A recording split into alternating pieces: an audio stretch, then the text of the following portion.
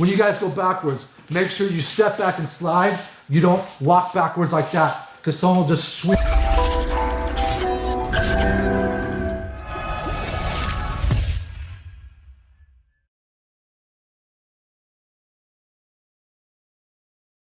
What's up, you guys? This is class number 3, Muay Thai level 1. So let's start off with just a warm-up. I'm gonna have Onoi jog in place. Go ahead and jog in place, Onoi. Now the jogging in place is usually the kind of initial thing I like to use to warm up. We're gonna build off that and do other things. Sometimes we go to high knees and twist. This time we'll mix it up just a bit to get some variety. So now Onoi is staying on the balls of his feet. And he's gonna start moving around now. So I'm gonna give him some space to kind of have the mat, right? And when you're at home, just use the entirety of your space. If you have a lot of space, then you can move all around. If you have this little square, like right now we have about a 6x6, maybe a 6x10 little area we have on this mat, you can move around and use that entire area. So you can move left, right, up and down. Maybe you can imagine fun shapes you can draw at home, like squares, triangles, X's, octagons. You can spell your name maybe. So if you have a really long epic name like Onoi does, his last name is super epic, then he's gonna be doing this for a while. Maybe longer than 3 minutes. Okay, so now we have about 2 minutes left. I'm gonna actually have Onoi go right to jumping jacks. We don't do jumping jacks much, but it's really good. So go ahead and start doing jumping jacks.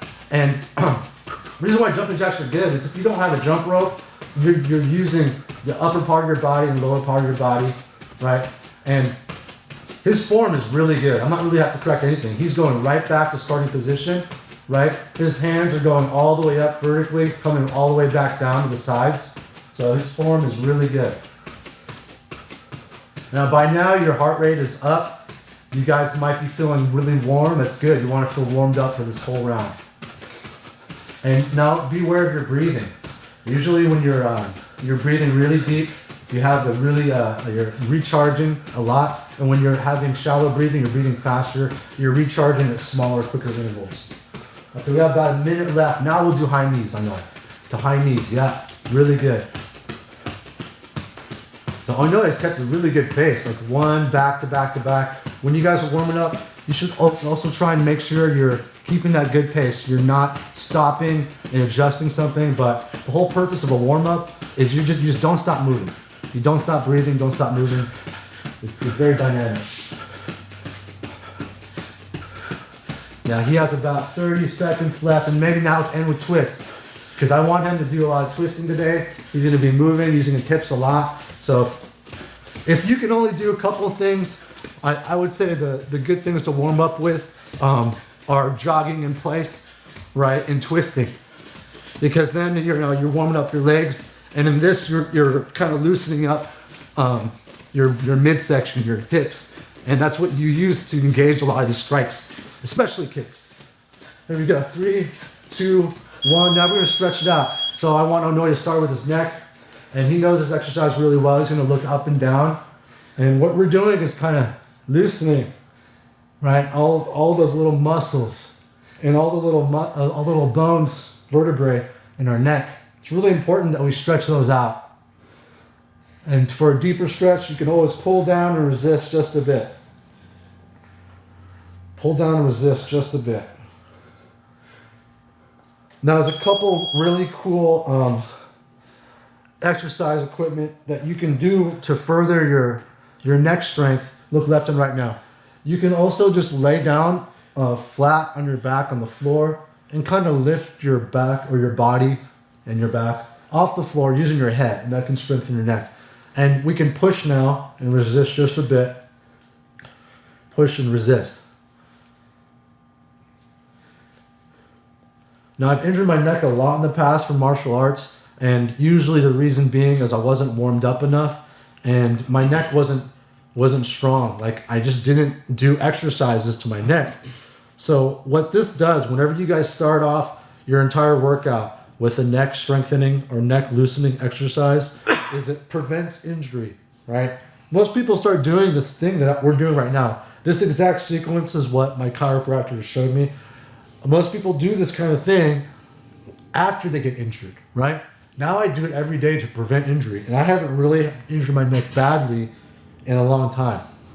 So if you're doing a lot of grappling, wrestling, fighting, whatever you do, anything that has your head being impacted or your neck being yanked on where you have to guard it, you want to always protect your neck and exercise it. So there's something called the iron neck, bless you, that you can also do. Let's do our shoulders now. Oh no, I'm going to actually give Anoy some room now because he's going to be using his arms and his shoulders and the entirety of his body, the length of his arms, to loosen up here. Now let's do big circles like a butterfly. Now he's opening his chest up, loosening his shoulders. And let's go the other way, Anoy. Just like you guys are swimming. Now let's do spaghetti arms, nice and loose, and just twist it out, Anoy. Now he's a giant towel now, and you guys know this. We've done this a couple times, but I want you guys to squeeze everything out of that body. So from the bottom of your toe there, now he's doing it. Bottom of your toe to the top of your head. It's a giant towel. We got about a minute left now. Really good.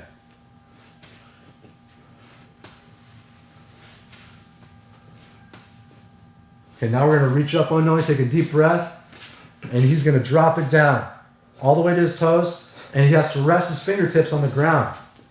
Okay? And so because we're not totally loosened up yet, I want you guys to widen your stance if you need to, if you have to touch the floor, but you want to relax in this position. And instead of focusing on reaching the floor, I want you to focus on your lower back now. And he's going to walk it over to his left. Walk it over to your right. And now go back and forth, left and right, I know, and kind of pulse. So now I'm kind of pulsing my way down and loosening up those muscles, my lower back. Good. Go up now.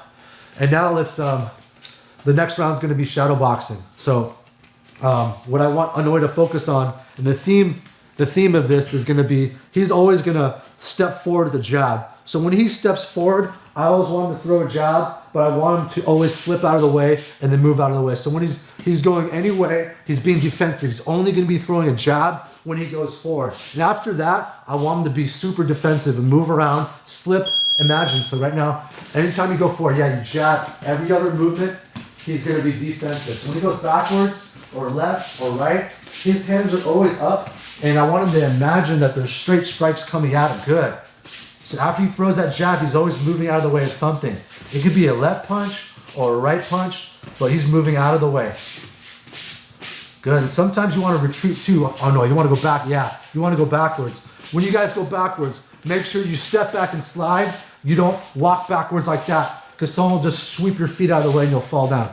Okay, I want to make sure you guys are stepping and sliding in the direction that you're moving in. Okay? Good footwork is the most important thing in any martial art, okay? If you're standing and striking with someone, your feet have to put you in a place where you can either get away or you can react and be defensive and then counter. So footwork is super important. And that's what shadow boxing is. It's practicing your footwork and just imagining, visualizing yourself being in a place where you have to be safe, offensive or defensive, everything. We got less than 2 minutes left. Now, I just noticed Anoy threw a cross, and that's good. But when you guys throw a cross, Anoy do this, I want you to turn your whole body into it. Okay? Your rear shoulder is now in the front when you finish that punch. Good. Very good. A lot better. And Anoy, when you throw that jab too, don't just toss it. I want you to throw that jab. Throw that jab, right? Whenever you move forward now, toss that jab, and your shoulder goes forward. Shoulder goes forward. Really good. Now he's looking a lot better.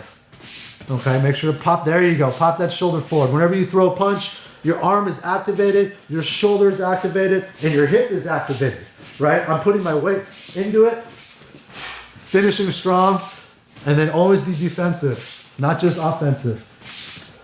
We got about a minute left, here we go, let's jab cross in the air. I know, there we go, good. Now this is probably one of the things you guys can do really easily at home, right? Whenever you want to work on your form, you can actually just go to a mirror and just kind of check out your form from the side or from the front. What you want to do is make sure your chin is down and your arms are long and you're bringing your fist all the way back, okay? It's about almost 30 seconds left. I'm going to have them go a little bit faster now. Let's kick it up just a notch, Anoy. There you go. Now he's going a little faster. I want him to burn out the last of his energy so he can recharge. You always want to burn it out, then have 30 seconds to recover, and we can go at it again. It's gonna make him stronger. And when there's 10 seconds left, you're gonna pulse it, okay? Here we go, 4, 3, 2, 1 second, 10 seconds left. Pulse as fast as you can. Sprint toward the end. So now he's just gonna go hard. You just wanna go as fast as you can. 3, 2, 1. Good job, Onai. All right.